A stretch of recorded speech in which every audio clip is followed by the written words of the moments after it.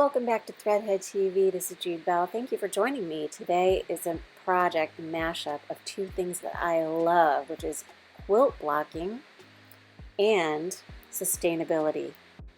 What to do with all those freebie t-shirts or the t-shirts that you've ruined, unfortunately, over time.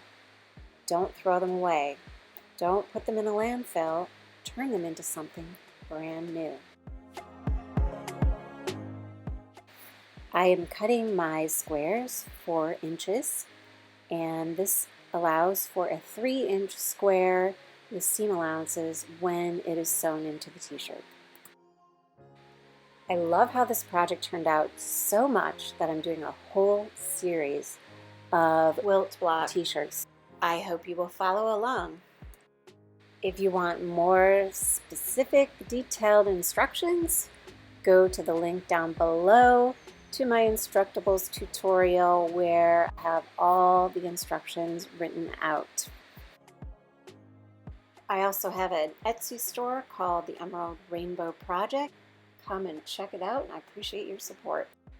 You will find a link to my Etsy store as well down below.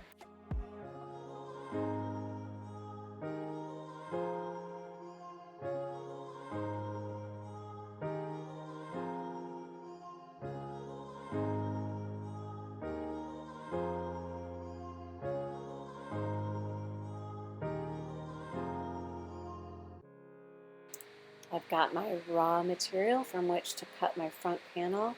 However, it clearly needs some pressing. I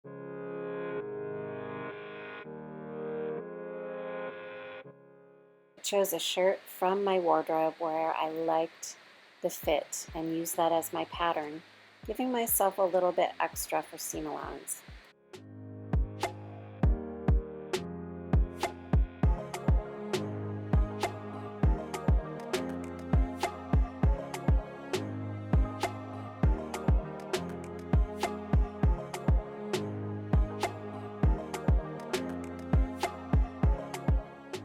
I chose the color for the back panel just based on how much t-shirt I had. This was the biggest piece I had, and even that wasn't big enough.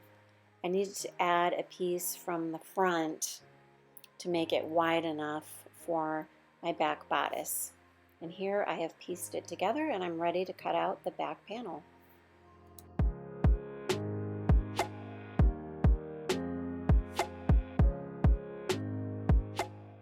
One mistake I did make on the back panel here is not cutting a little dip in the back where the neck is.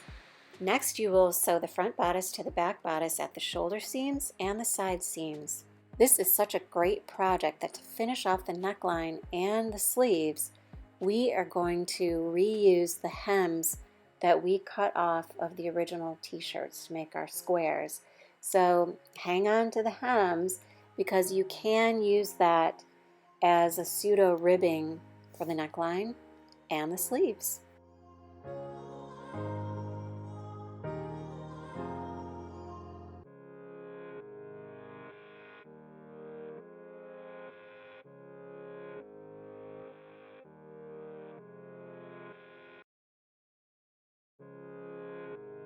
Another mistake I see as I'm watching this video is that I did not open up the seam inside of this neckline, and so it makes it really bulky on one side, but it still went through my serger.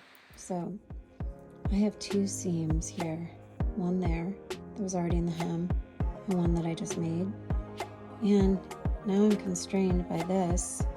I don't know what it is, but I want it on the inside in case it doesn't wash out. So this is going to be my right side, and I want the right side facing the right side. But I'm putting these 2 seams together, and I'm going to mark the middle point here, and then I mark the middle point, and that's exactly where I want this to be pinned. Raw edges, like this. Now that I have that pinned in the back, I'm going to take the exact midpoint of the front. Hold it, midpoint. I'm going to put a pin to mark that. And then that's the point at which I want right here in the front. This is the exact middle spot of the front. And I want it there. And now we're going to just make sure that nothing is twisted here. Nothing's twisted. Okay, good. And now we're just going to stretch this out a little and pin it along the way. I will mention here that when it comes to the measurement of the circumference of the ribbing versus the circumference of the sleeve or the neckline, you want the ribbing to be measuring less than the neckline or less than the sleeve. So for more details, go to my Instructables tutorial. And I'm using a straight stitch here to baste the layers together before we put it through the serger.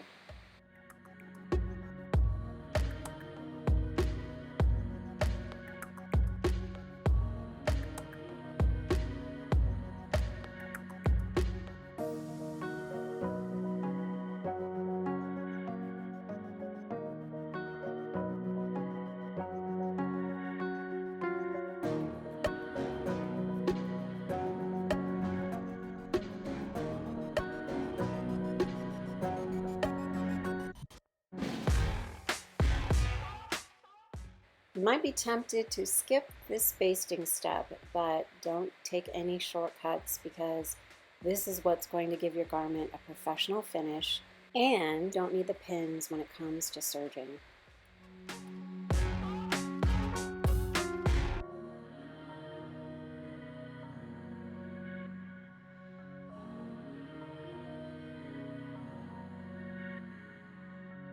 This, matching this side, we're going to cut it about there.